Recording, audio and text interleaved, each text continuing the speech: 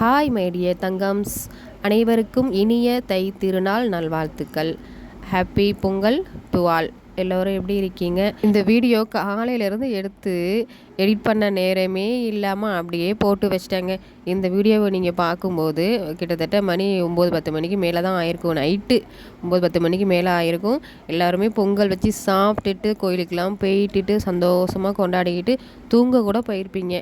இருந்தாலும் இந்த வீடியோவை உங்கள் மேலே இருக்க நம்பிக்கையில் நான் வந்து அப்லோட் பண்ணி வச்சிட்றேன்.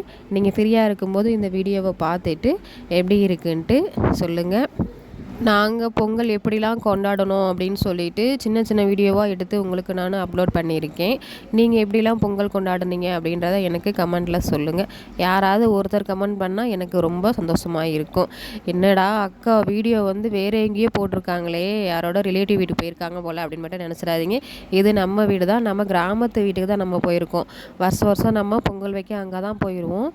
நம்ம கிராமத்து வீட்டில் எடுத்த வீடியோவை தான் இன்றைக்கி நான் ஒரு விலாகாக உங்களுக்கு போட்டிருக்கேன். ஓரளவுக்கு நல்லாயிருக்கும். பார்த்துட்டு எப்படி இருக்குன்னு சொல்லுங்கள். அதிகாலையில் 3 மணிக்கே எழுந்திரிச்சு பசங்களையும் எழுப்பி விட்டுட்டேங்க. சாமானியத்துக்கு எந்திரிக்கவே மாட்டேன்னுட்டாங்க. வேறு வழி, இன்றைக்கி எந்திரிச்சு தான் ஆகணும், பொங்கல் வைக்கணும், சாமி கும்பிடணும், எந்திரிங்கப்பா அப்படின்னு சொல்லிட்டு கடகடான்னு அவங்களையும் எழுப்பி விட்டுட்டேன்.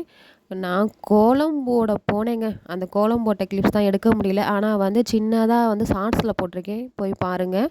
லிங்க்கு கொடுக்குறேன். குட்டியாக ஒரு கோலம் போட்டு வச்சுருப்பேன். நான் கோலம் போட உட்காந்தா கிட்டத்தட்ட 2 மணி நேரத்துக்கு மேலே ஆயிடுச்சு. நான் நினச்ச மாதிரி பொங்கப்பானை வரவே இல்லை. ஆனால் ஓரளவுக்கு போட்டாச்சு.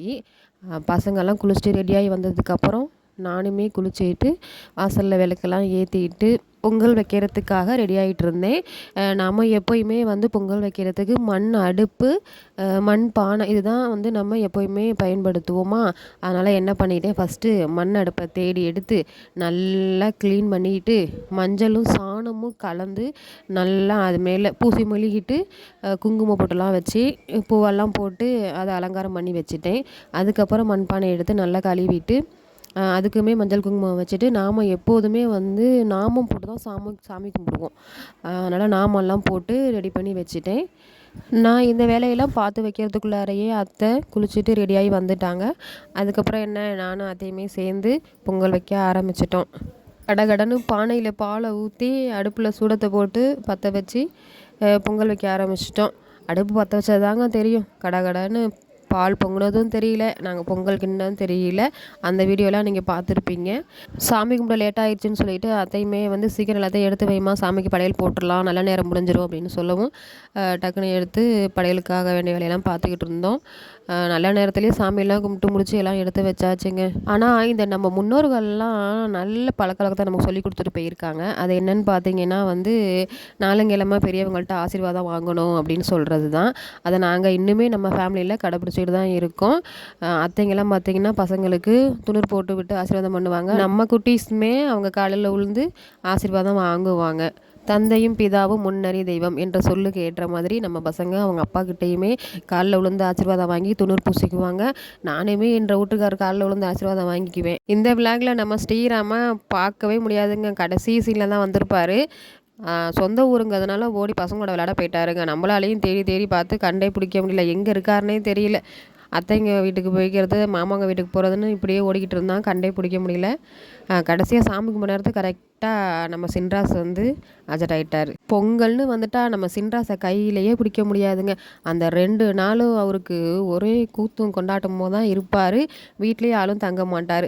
இங்கே நம்ம இருக்கிறது சிட்டியா, அதனால் வீட்டுக்குள்ளேயே போட்டு தம்பி அடைச்சி வச்சுருப்பேன், வெளியில் போகக்கூடாது, வரக்கூடாது, கார் பஸ் அதிகமாக வருது அப்படின்னு சொல்லிட்டு. அங்கே கிராமம் தானே, அதுவும் நம்ம ஊருங்கிறதுனால பயம் இல்லை. இந்த தெருவில் சுற்றினா அந்த தெருவில் வந்துடலாம், அந்த தெருவில் சுற்றினா இங்கிட்டு வந்துடலாம். இந்த படையல் போடும்போது நம்ம வழக்கப்படி என்ன பண்ணுவோம் அப்படின்னா, சாணி எடுத்துகிட்டு வந்து அதில் பிள்ளையார் பிடிச்சி ஆவரம்பூ இருக்கு இல்லையா, அதையுமே வச்சு இந்த கூலப்பூன்னு சொல்லுவாங்க, அதையுமே வச்சுருவோம். நம்ம இந்த பிள்ளையார் இல்லாமல் நம்ம பொங்கலே கொண்டாட மாட்டோம். ஆவரம்பூ அன்னைக்குன்னு பார்த்து ரொம்ப கிராக்கியாக இருக்குங்க. ஊருக்குள்ளே எங்கேயுமே கிடைக்காது. அங்கங்கே பூத்து குலுங்குற ஆவரம்பூ அன்னைக்குன்னு பார்த்து செடியெல்லாம் மொட்டை மொட்டையாக நிற்கும். ஏன்னா வியாபாரத்துக்கு எடுத்துகிட்டு போயிடுவாங்க இல்லையா, அதனால் நமக்குமே கிடைக்காது. அதனால் கொஞ்சமாக சொல்லி வச்சு நம்ம வாங்கி வச்சுக்குவோம். இதில் முக்கியமான விஷயம் என்னன்னு பார்த்தீங்கன்னா, நம்ம பிடிச்சி வச்ச இந்த சாணி பிள்ளையாரை 3 நாள் வரைக்கும் பாதுகாப்பாக உடையாமல் பார்த்துக்கணுங்க. இன்னொரு விலாகில் சந்திக்கிறேங்க.